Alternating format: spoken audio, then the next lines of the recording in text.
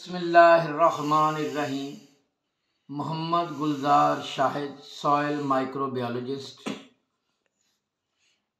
आज एक मेहरबान काश्तकार ने कहा था कि बायो फर्टिलाइज़र के हवाले से कोई बात करूं मैं।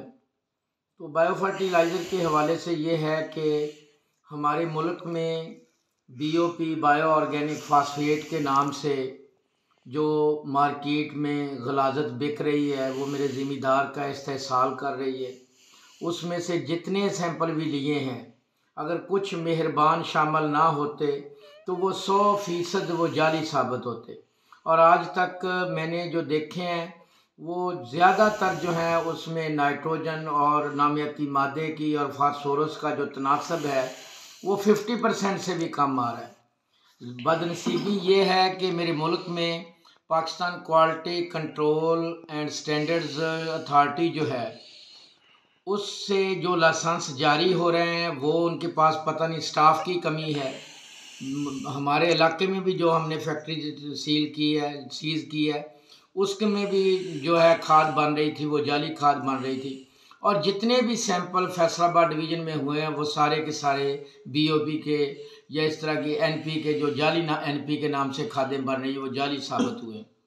पिछले साल इस सिलसिला में होने वाली अयूब रिसर्च में मीटिंग में मैंने सबसे जूनियर ऑफिसर के तौर पे एडिशनल सेक्रेटरी टास्क फोर्स को, डायरेक्टर साहबान को, अपने डीजी साहब को, जिसमें काजी अकरम साहब भी मौजूद थे, ये तजवीज़ दी थी कि खुदारा मुश्तरका मफादात कौंसल के ज़रिए फूड सेफ्टी की तरह कवानीन बनाए जाएँ और जब तक पंजाब को गवर्नमेंट के तमाम क़वायदो ज़वाबित पूरे ना हों उस वक्त तक किसी को भी इधर बाकायदा तौर पे इस तरह की जाली खादें बनाने की इजाज़त ना दी जाए। काश्तकारों से इल्तिजा है कि वो इस तरह की खादें इस्तेमाल करने की बजाय वो अपनी नामियाती खादें बनाएं। आपके पास राख फास्फेट मौजूद है, आपके पास पोल्ट्री वेस्ट मौजूद है। पोल्ट्री वेस्ट जो है आजकल मार्केट में अगर ब्रॉयलर वाला देखें तो 300 से 350 रुपये, और अगर आप लेयर वाला देखें तो वो भी तकरीबन जो है वो 400 से 500 रुपये फ़ी मन के हिसाब से दस्तयाब है, वो आप ले सकते हैं। इसी तरह आजकल शुगर मिलें चल रही हैं तो प्रेस मड आप ले सकते हैं। शुगर मिलों की जो राख है वो आप इस्तेमाल कर सकते हैं। इसी तरह आजकल जब गन्ने का सीज़न चले, जब ये केलों का सीज़न चलेगा तो जो केलों वाली गाड़ियाँ आती हैं जहाँ पे ये स्टोर होती हैं तो वहाँ से केले के जो पौधों का कचरा है वो आपको मिल सकता है, वो आप टोका मशीन के ज़रिए से ब्रीक कर सकते हैं।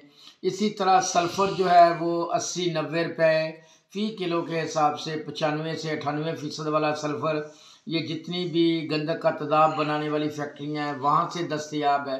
राख फास्फेट जो है वो आपको हज़ारा ये बाकायदा तौर पे जो हतार इंडस्ट्रियल स्टेट है वहाँ पे बहुत सारे गोश्त की खाने जो हैं वो एबटाबाद मानसेरा वगैरह में वहाँ से मिल सकता है अच्छी क्वालिटी का। शीरा जो है किसी जगह पे भी जहाँ पे आप देखते हैं ये शीरा मुख्तलिफ जगह से मिल सकता है, लेकिन जहाँ भी आप देखें क्योंकि बेलना वगैरह लगा हुआ है तो वहाँ पे आप कोई बेकार बर्तन रख के शीरा वहाँ से हासिल कर सकते हैं। फास्फोरस सॉल्युबलाइजिंग बैक्टीरिया जो है वो मार्केट से भी दस्तयाब हैं।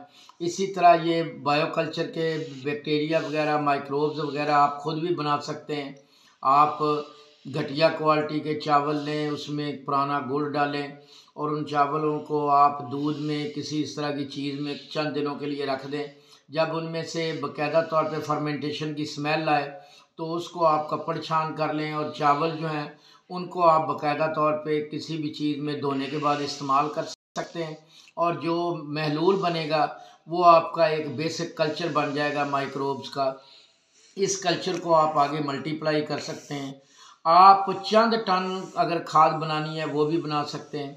आप ये कर सकते हैं कि इब्तदाई तौर पे अगर बड़ा पैमाने पे बनानी है तो 20 टन जो है पोल्ट्री वेस्ट उसको ले लें, इसके साथ 20 टन गोबर वाली खाद ले लें, इसके साथ कम से कम 10 टन जो है वो प्रेस मड ले लें, इसके साथ कम से कम 4 से 5 टन शुगर मिल की राख जो है वो ले लें। अगर आपने आम ज़मीनों में इस्तेमाल करना है तो 1-2 मन काफ़ी है। अगर कलराठे ख़ास तौर पे सोडिक साइल में इस्तेमाल करना है तो वो आप 5 से 10 मन जो है उसमें सल्फ़र भी इस नामियाती जो आपने खाद बनानी है उसमें शामिल कर सकते हैं। सबसे पहले आपने जो बेसिक माइक्रोब्स का कल्चर बनाया उसको आप बाकायदा तौर पे खुले मुंह वाले किसी हवादार सायादार जगह पे किसी कढ़ाई में किसी बर्तन में डालें, उसमें आप शीरा वगैरह मज़ीद डालें और उस कल्चर को बढ़ा लें। उसकी अफादियत को मज़ीद बेहतर बनाने के लिए आप उसमें खली या उसमें कोई सरसों वगैरह की जो खली वगैरह कोई चीज़ उसमें आप इजाफी तौर पे मिला सकते हैं। मिलाने के बाद ये जो कल्चर है इस कल्चर को आपने सबसे पहले जो गोबर वाली खाद है आपके पास, प्रेस मड है आपके पास, रॉक फास्फेट आप इस्तेमाल कर सकते हैं। इस कल्चर के लिए कम से कम आप 4 से 5 टन रॉक फास्फेट ले लें। ये सारी चीज़ें आपने मिक्सर के ज़रिए या आप करा के ज़रिए आपने जिस तरह साइलेज के लिए बनाते हैं बिन, उसी तरह के बिन में आप इसको डालें और इन चीज़ों को मिक्सअप कर दें। मिक्सअप जब भी इनकी तह बिछाते जाएं उस तह के ऊपर आप वो शीरे वाला जो माइक्रोबियल कल्चर है उसकी स्प्रे करते जाएं और इसको कोशिश करेंगे 6-7 इंच से ज़्यादा मोटी तह ना हो, इस तरह मुख्तलिफ तह बिछाते जाएं। और अगर हर तह के दरमियान में अगर जो भी आपके पास जानवरों का बचा कुचा चारा है, जो भी आपके पास बारीक शाखें हैं पौधों की, बारीक जार जड़कार है, जड़ी बूटियाँ हैं, उनको आप इसमें कुतरा करके शामिल कर सकते हैं। 5-6-7 इंच की तह इसकी बिछाते जाएं, उसमें 3 से 4 इंच की तह वो कचरे की बिछाते जाएं। ये जो आपकी जानवर जो हैं ख़ास तौर पे भेड़ बकरियां वगैरह जो इनकी मेंगनियाँ हैं वो इसमें शामिल करते जाएं। इस तरह आप 6-7 फीट ऊंची जो है ना, और भले इसकी लंबाई चौड़ाई जितनी मर्ज़ी हो, आप एक बिन बना सकते हैं जिसमें बायो कंपोस्टिंग जो है उसके अमल को आप तेज़ कर सकते हैं।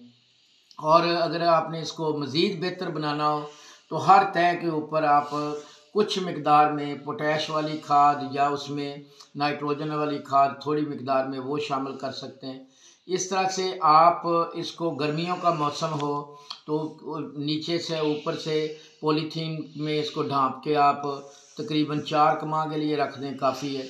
और आम तौर पे ये जो खाद तैयार हो जाती है इसको बाद में भी आप इस्तेमाल करके बराह रास्त भी खेत में डाल सकते हैं और इसको फर्मेंटर के ज़रिए भी दे सकते हैं। ये एक बेहतरीन खाद होगी जो अब इफ्तिखार अब्बास जटियाना साहब के साथ मैंने इसी तरह का तजर्बा जंग में किया था। उसके जो एनालिसिस आए थे उन एनालिसिस में nitrogen, phosphorus, potash, calcium, sulphur, इसी तरह ह्यूमिक एसिड और ख़ास तौर पे नामियाती मादे का तनासब बहुत ज़्यादा आया था।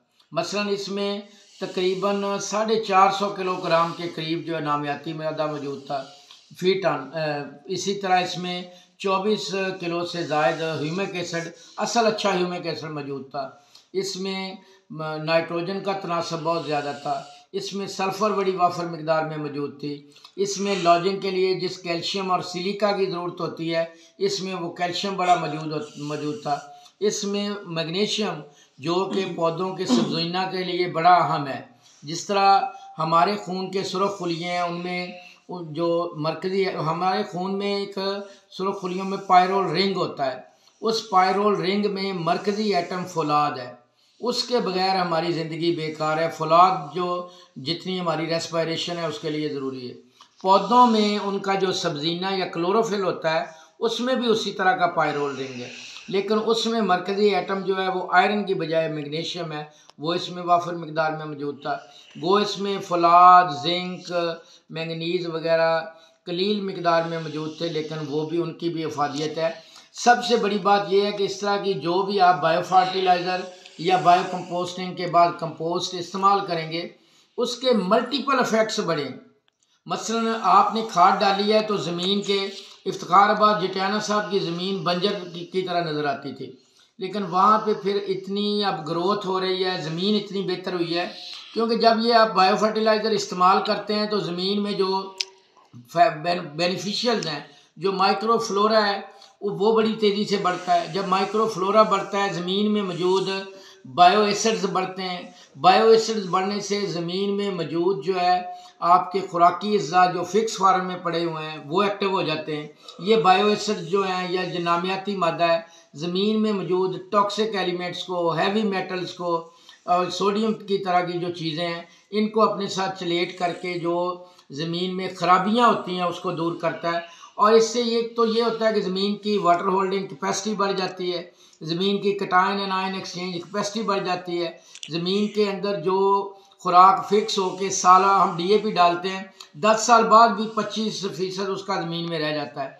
तो जो अनासर की खुराकी अज्जा की फिक्सेशन का अमल है वो भी कम हो जाता है और ज़्यादा खुराक पौधों को दस्तयाब होती है। और इन सारे अवामल का जो अल्टीमेट इम्पैक्ट होता है, ज़्यादा पानी लगाने की ज़रूरत नहीं होती कि वाटर होल्डिंग कैपेसिटी बढ़ जाती है।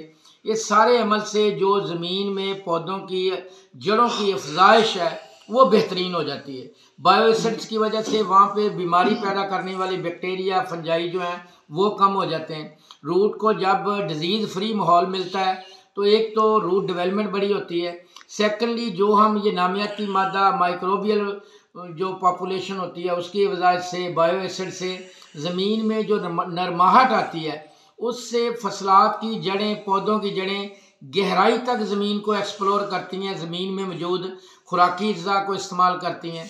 पानी भी कम लगाना पड़ता है। जब हम फसल को उसकी ज़रूरत से के मुताबिक पानी लगाते हैं, ज़्यादा पानी नहीं लगाते, तो पौधे का जो एक नेचुरल प्लान होता है जिसके मुताबिक पौधे ने चलना होता है, जिसके मुताबिक उसने हमें प्रोड्यूस और क्वालिटी देना होती है, उसमें बेहतरी आती है।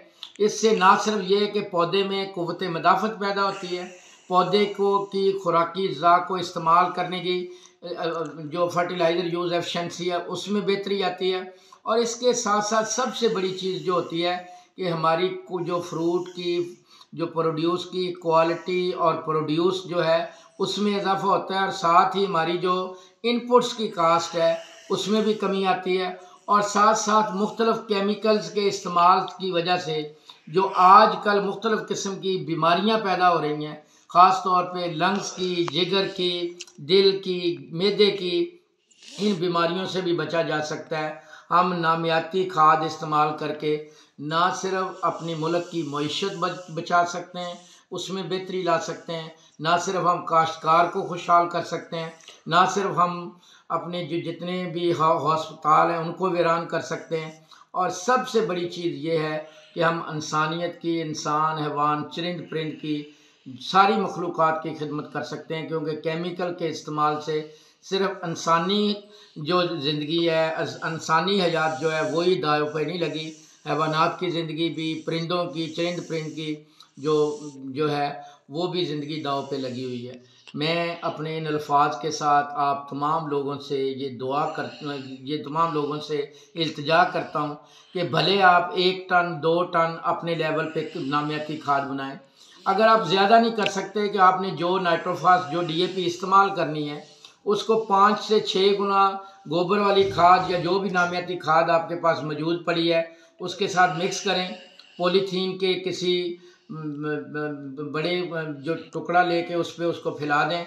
अगर सर्दियों का मौसम है भले ही अमल धूप में कर लें, अगर गर्मियों का मौसम है किसी सायादार जगह पे उसको हफ्ता 10 दिन रखें, रखने के बाद सर्दियों के मौसम में महीना भी रख सकते हैं। फिर उसको मिक्सअप करके उसी तरह थैलों में भर के अब वक्त ज़रूरत उसको इस्तेमाल करें। इससे ना सिर्फ ये होगा कि आपकी वही खाद जो है उसकी फर्टिलाइज़र यूज़ एफिशिएंसी बढ़ जाएगी, बल्कि जब आप उसको खेत में इस्तेमाल करेंगे तो उसकी जो फिक्सेशन का अमल है वो ना होने के बराबर होगा, और आपकी क्रॉप को जितना वो बूस्ट करेगी वो आपकी सोच से भी ज़्यादा होगा। शुक्रिया जी। मज़ीद कोई दोस्त जो भी आप सवाल करना चाहें मेरा फ़ोन नंबर नोट कर लें 0302 44 55 459। आप मुझसे मगरिब से के बाद से लेके 12-1 बजे रात तक रब्ता कर सकते हैं।